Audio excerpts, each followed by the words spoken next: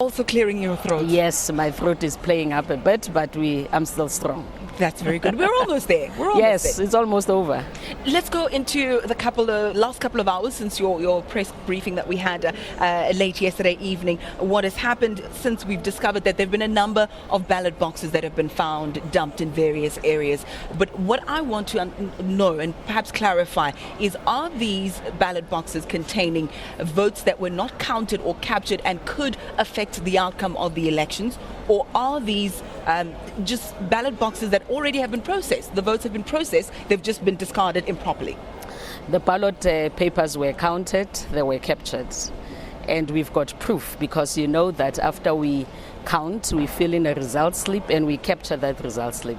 In respect of Linwood, for instance, we went into our system and we checked and were able to pull out the result slip for that particular voting station. And the party agents that were there, both for the ANC and for the DA, they had actually signed that result slip. So the ballot papers were counted. The only thing I think that happened is that they were not properly rolled back to the municipal warehouse, because in terms of the law, we have to roll them back, we have to store them properly. In case there is a dispute in court, then we have to be able to access those ballots and count them if we have to recount. So I can assure South Africans that in all instances where ballots were found, those ballots were already counted, they were captured, and we don't just say so, we have proof of that. And because political parties also have access to our system, they can also recall result slip for each and every voting station, so that where there are these kinds of allegations, they can check themselves whether the ballots in disputes were counted or not.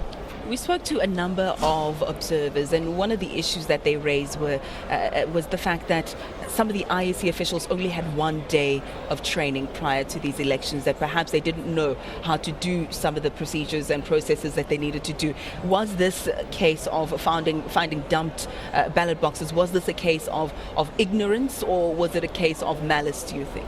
Look, let me start by saying that it is not completely accurate that we trained our officials for 1 day. The presiding officer and deputy presiding officers, those were trained over a period of time. It's only for people who play lesser roles in the voting station that training took place over 1 day, like a person who marks the ink, a person who controls the queues. So, but having said that, I have to concede that training remains one of our challenges. But the question that you are specifically asking me, we have to remember that this is a very huge logistical exercise. Fatigue sets in. In some of the voting stations, people started on the 7th at 3 a.m.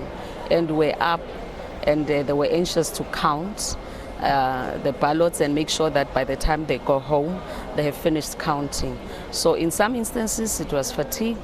In other instances, probably negligence. We have to also admit that.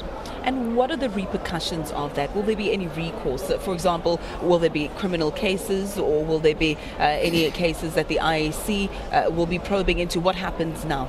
You see, that if there has not been any criminal activity, for instance, if the ballots had already been counted, had already been captured, and the result was also out for that particular station, we won't take any action, except that going forward, when we evaluate our presiding officers, we'll ensure that people who committed these kind of breaches will not be engaged again, because you must remember that these are people that we just engaged for the election. Some of them have been, working for us, or they have conducted a number of elections, but after each and every election we assess our officials, particularly the presiding officer and the deputy presiding officer, and where we found that they hadn't followed all the processes, normally we don't engage them for future elections. Okay, so just for clarity, these votes that were found were counted, they were captured, they were processed, yes. They were just incorrectly discarded. Yes. They will not or would not change anything on that leaderboard behind us. I think they it's important will not, to clarify. And we're not just saying that, we have proof, because the result slips have been captured and are in the system. And I wanted to stress that because I know that in Alexandra we saw some tensions flaring there overnight. Some EFF members saying that they had taken a ballot box to the police station to say, we found this incorrectly discarded. A majority of the votes belong to us, so we're being inconvenienced in one way or another. We're being unfairly treated here. These votes could have definitely changed the scenario in Gauteng. What is the situation like in Alex?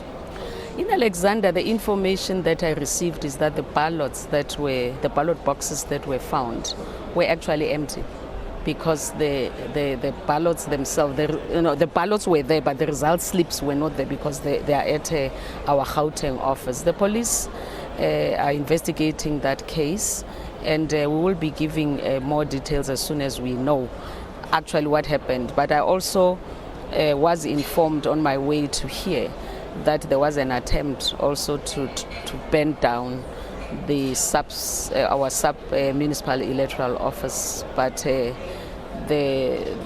attempt was not successful. Talking about matters affecting Gauteng now, Gauteng results. Why are they taking so long? Yes, we are all waiting anxiously for the Gauteng results. I think we have to say to South Africans that Gauteng has the largest number of registered voters in the country, with 6 million registered voters. And our people have worked extremely hard, and fatigue has set in. So we said to them they must go and rest, because we want to make sure that those ballots are counted properly and that there is no error. So counting has to happen meticulously, particularly because we know that this province is highly contested. So they went to rest. They are back now on course. They are counting, and we can assure you that early afternoon we will have all the results. So when can we expect the declaration of the official results? Tomorrow. Tomorrow we are definitely announcing the results in the evening. Around 6 o'clock. We are committed to that.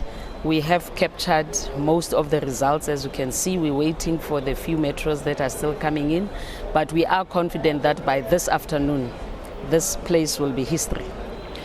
Just before we close, you mentioned that you will be making the announcement tomorrow. Is this regardless of any objections, and have there been any objections from political parties? By last night at about 11:30, we had about 5 objections. The test is the materiality of these objections to the results. If the objections are not material in the sense that they will not affect the results, we will announce. We'll be dealing with those objections immediately when I leave. You here, we're going to be looking at those objections, and we have to adjudicate on them and finish them by today. Some of the lessons learned in these elections that we can improve upon next year. You did mention the fact that perhaps you can train the lesser IAC officials on the ground a little bit more. And another thing that we picked up, voter education. Many of the analysts and the observers saying that we need to educate the voters more. A little bit of office gossip or murmurs on the corridors suggest that the IEC may have benefited from the ANC because it looks very similar in their branding and in their colors. So things like that.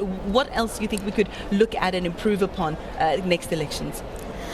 Voter education, yes, because if people have been educated properly on the balloting process in particular, they will be able to assist our voters. For instance, if an official does not stamp your ID as a voter and you know that they are supposed to do that, you will insist to say, look, you haven't stamped my ID after voting.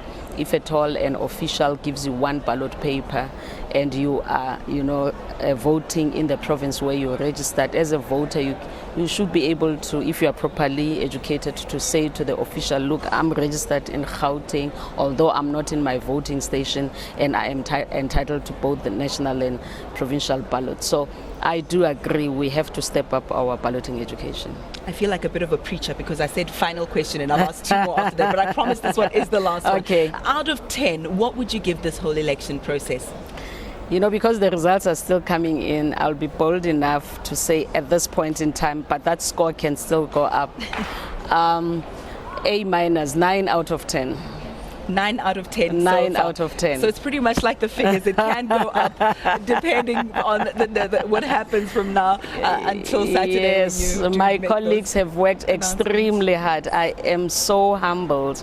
You know, people have no idea the sacrifice, the sleepless nights, the people in the voting stations, the 218,000 people. By the way, we're not paying these people money, we're giving them a stipend, but they have gone far, far beyond the call of duty, and we have to thank them.